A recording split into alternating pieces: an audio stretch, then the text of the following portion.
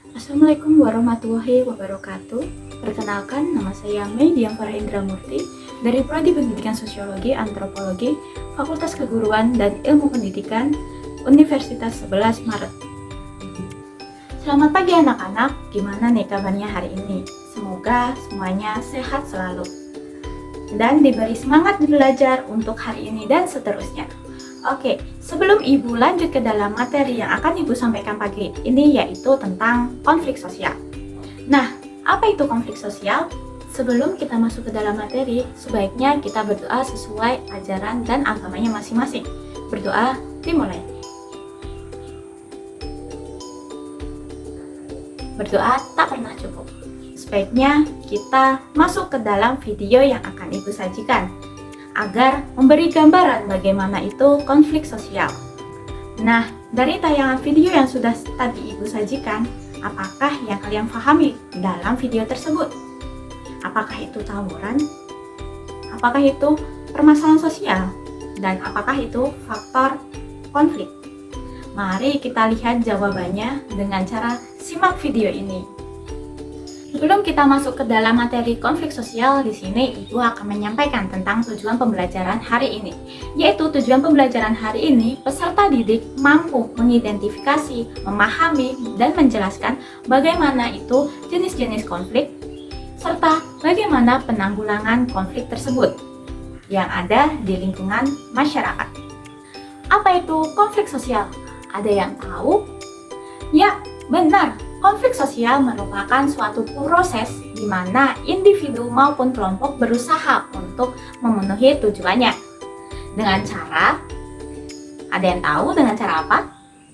Ya, benar, yaitu dengan cara menantang pihak lawan. Baik itu menggunakan kekerasan maupun ancaman. Apakah kalian sudah mengerti tentang apa itu konflik sosial?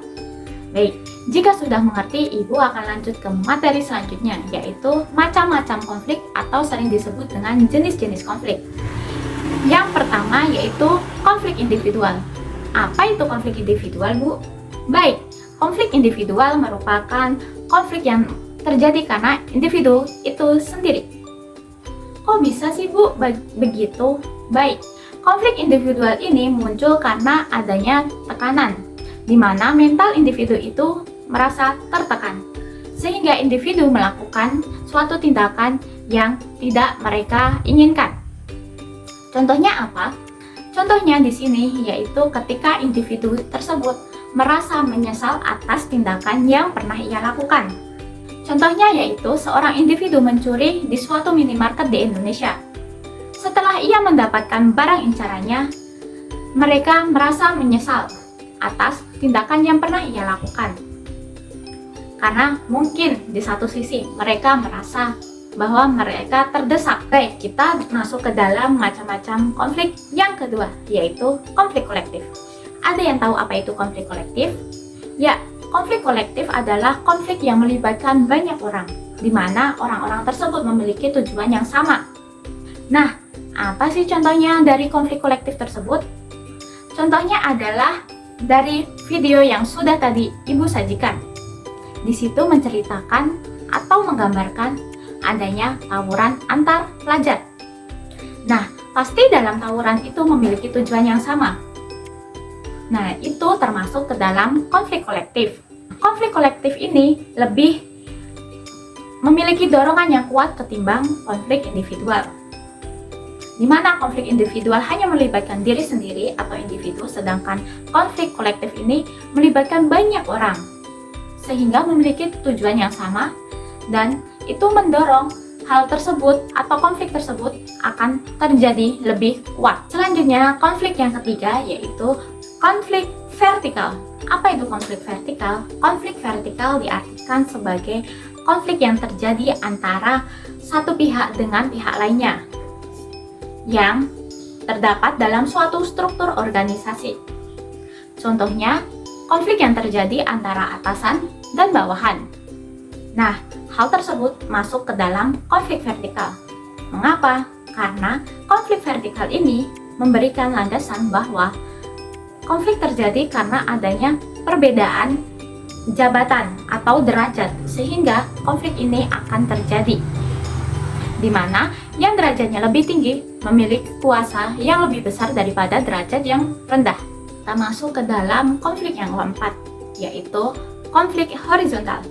Apa itu konflik horizontal? Konflik horizontal merupakan konflik sosial yang terjadi antara pihak satu dengan pihak lainnya yang memiliki derajat yang sama. Nah, berbanding terbalik dengan konflik vertikal, bahwa konflik horizontal ini memiliki derajat yang sama. Contohnya apa sih, Bu?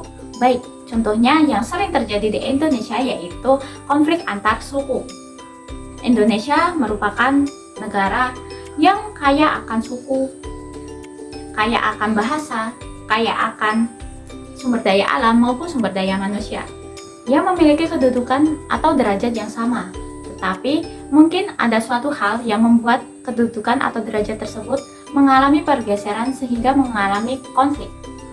Nah, konflik tersebut disebut konflik sosial, konflik horizontal. Selanjutnya yaitu ada konflik terbuka dan konflik tertutup. Konflik terbuka merupakan konflik yang diketahui oleh orang banyak, atau konflik tersebut itu bisa didengar oleh orang banyak, seperti yang sedang sekarang terjadi, yaitu konflik antara Israel dan Palestina. Hal tersebut masuk ke dalam konflik terbuka, karena seluruh dunia mengetahui konflik atau permasalahan yang melandasi terjadinya peperangan tersebut. Yang kedua yaitu konflik tertutup. Apa sih, Bu, konflik tertutup itu? Baik, konflik tertutup itu merupakan konflik yang hanya diketahui oleh anggota dari konflik tersebut. Yaitu contohnya seperti kita bersekolah di sekolah A, tetapi sekolah B tidak mengetahui konflik yang terjadi di dalam sekolah A.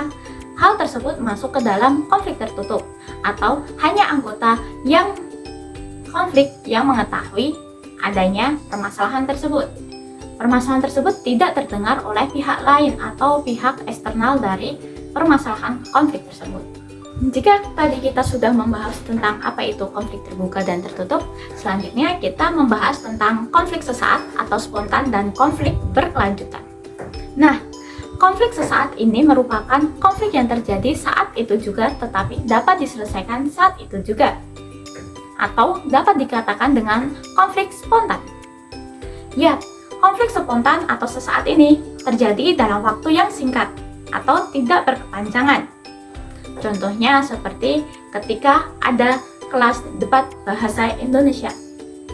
Konflik itu atau permasalahan itu terjadi saat itu juga ketika anggota kelompok lawan mendapatkan materi yang ia incar atau permasalahan yang ia incar. Ketika pihak lawan sudah mendapatkan jawabannya, maka konflik itu sudah selesai, karena sudah mendapatkan titik temu yang diinginkan. Yang kedua yaitu konflik berkelanjutan. Apa sih, Bu, konflik berkelanjutan tersebut? Konflik berkelanjutan yaitu konflik yang terjadi secara terus-menerus atau sulit untuk diselesaikan, membutuhkan tahapan atau proses yang panjang untuk menyelesaikan konflik tersebut, berbanding terbalik dengan konflik spontan atau konflik sesaat yang dapat diselesaikan waktu itu juga. Tetapi konflik berkelanjutan tidak dapat diselesaikan saat itu juga, atau membutuhkan proses dan tahapan yang cukup lama untuk dapat menyelesaikan konflik tersebut. Contohnya apa sih, Bu? Baik, contohnya seperti konflik yang terjadi antara Korea Utara dan Korea Selatan. Konflik tersebut berkelanjutan atau terus terjadi, sehingga membutuhkan tahapan maupun proses yang cukup lama untuk menyelesaikan konflik tersebut agar menjadi damai, tidak berkonflik, dan tidak memiliki masalah yang cukup besar untuk dapat diteruskan atau berkelanjutan. Jika tadi kita sudah belajar tentang macam-macam konflik atau jenis-jenis konflik, seharusnya ada penanganannya, bukan?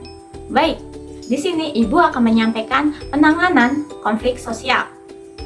Ada 3, yaitu mediasi, konsiliasi, dan negosiasi. Mediasi itu apa sih, Bu? Baik, mediasi merupakan upaya penyelesaian konflik oleh pihak ketiga, di mana ketika terjadi konflik, kita memerlukan pihak ketiga untuk menyelesaikan atau menengahi konflik atau permasalahan yang sedang kita hadapi. Contohnya, ketika kamu bersekolah, di sekolah tersebut ada konflik antara kelas A dan kelas B, maka kita membutuhkan BK atau kesiswaan untuk menengahi permasalahan tersebut agar tidak berkelanjutan. Nah, itu merupakan salah satu contoh penanganan konflik, yaitu mediasi. Yang kedua yaitu konsiliasi. Apa sih Bu konsiliasi itu? Konsiliasi merupakan usaha untuk mengendalikan konflik dengan menggunakan lembaga-lembaga tertentu agar pihak yang berkonflik dapat teratasi atau masalahnya dapat teratasi. Contoh dari konsiliasi yaitu ketika ada pihak yang berkonflik membutuhkan jaksa atau hukum untuk menengahi permasalahan tersebut, sehingga permasalahan tersebut dapat terkendali dengan baik atau dapat terminimalisir. Contoh-contoh lembaga dalam konsiliasi ini sangatlah banyak untuk menengahi permasalahan atau konflik yang sedang terjadi, seperti lembaga hukum, lembaga agama, dan masih banyak lagi yang dapat menengahi konflik tersebut. Selanjutnya yang ketiga yaitu negosiasi. Mungkin anak-anak sering dengar apa itu negosiasi. Nah, negosiasi merupakan suatu interaksi sosial antara pihak-pihak yang terlibat, di mana nanti akan mendapatkan persetujuan antara pihak satu dengan pihak yang lainnya. Contoh dari negosiasi tersebut adalah ketika antara pihak satu dan pihak lainnya mendapatkan kesepakatan yang diinginkan. Contohnya ketika ibu sebagai pembeli pergi ke pasar untuk membeli suatu barang, maka ada tawar-menawar atau negosiasi antara pedagang dan pembeli. Ketika sudah mendapatkan kata sepakat, maka barang tersebut dapat dikatakan sah dan negosiasi berhasil. Contoh lainnya apa sih Bu? Contohnya seperti memperpanjang PR yang akan dikumpulkan. Hal tersebut juga termasuk negosiasi apabila antara peserta didik dan guru mendapatkan kesepakatan yang diinginkan. Hal tersebut dapat dikatakan negosiasi berhasil. Ada yang masih ingat tadi kita belajar apa saja? Ya, tadi kita belajar tentang macam-macam permasalahan sosial serta bagaimana penanggulangan masalah sosial atau konflik sosial tersebut. Untuk mengetahui bagaimana pemahaman kalian, Ibu akan memberikan sedikit penugasan, yaitu membuat mind mapping dengan aplikasi Canva untuk mengelompokkan bagaimana itu macam-macam konflik sosial dan penanganannya, disertai contoh yang konkret tentang macam-macam dan penanganan konflik sosial tersebut.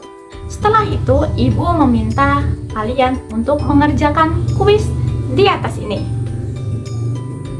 Kuis tersebut dapat menguji pemahaman kalian tentang materi yang sudah Ibu sampaikan tadi. Semoga beruntung ya. Dan semangat terus. Sekian materi yang dapat Ibu sampaikan. Bila ada kesalahan, Ibu mohon maaf. Wassalamualaikum warahmatullahi wabarakatuh. Sampai jumpa lagi, kita bertemu dalam materi selanjutnya.